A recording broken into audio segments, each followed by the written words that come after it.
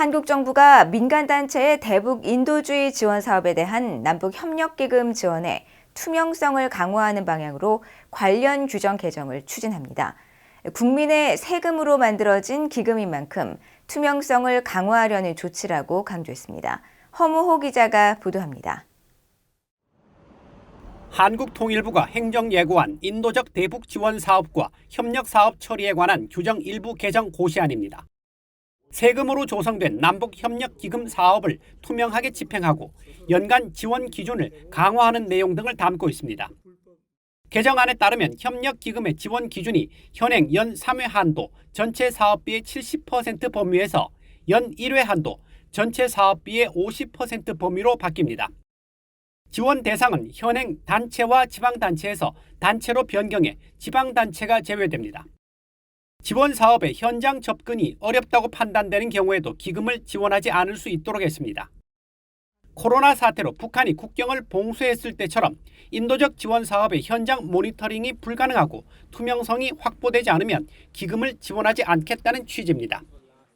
또 이미 기금을 지원했더라도 투명성을 확인할 수 없는 상황이 6개월 동안 지속되거나 사업단체가 투명성 확보 책임을 소홀히 했다고 판단되면 환수, 강제징수, 제재 부과금 부과 등 조처를 할 수 있도록 했습니다. 또 기금을 지원받은 단체가 대북 지원 물품 반출 신청을 할 때 다른 중앙행정기관이나 지방자치단체로부터 받은 지원금이 있다면 해당 사실을 밝혀야 한다는 조항도 신설됐습니다. 중복 지원을 방지하자는 취지입니다.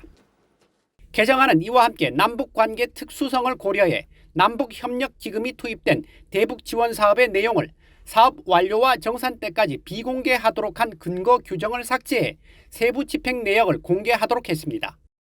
실제로 국제단체들의 대북 인도적 지원은 투명성이 매우 강조되고 있습니다. 인도적 지원이 북한 주민들에게 제대로 전달되지 않고 북한 당국에 의해 군수물자 등으로 전용되거나 불법 송금 등 비리 문제가 있었기 때문입니다. 현재 한국에서는 2019년 경기도의 대북 스마트팜 조성 등 인도적 지원 사업 명분으로 벌어진 김성태 전 쌍방울그룹 회장의 불법 대북 송금 등의 문제와 당시 도지사였던 제1야당의 이재명 대표가 방북 비용 대납 연루 의혹으로 수사를 받는 등 큰 부작용이 드러난 것도 이번 법 개정 추진과 무관치 않은 것으로 분석됩니다. 개정안에 대해 통일연구원 오경섭 연구위원은 민간단체의 대북 지원은 재원 마련을 단체 스스로 해야 하는 게 원칙이며 세금으로 조성된 기금을 투명하게 운영하기 위한 조치라고 분석했습니다. 민간단체의 어떤 인도적 지원도 그동안엔 정부에서 상당히 관리를 느슨하게 했으나 국민 세금이 투입되는 부분에 대해서는 정확하게 그 목적에 사용되고 있는지를 관리하겠다. 그리고 직접 북한에 또 이게 지원이 되는 건지 아니면 지원을 못 해가지고 야적돼 있는 건지 그런 케이스들도 많기 때문에 법과 원칙에 맞게 이제 그 여러 가지 시행령 개정안이 만들어진 거다 이렇게 봐야겠죠.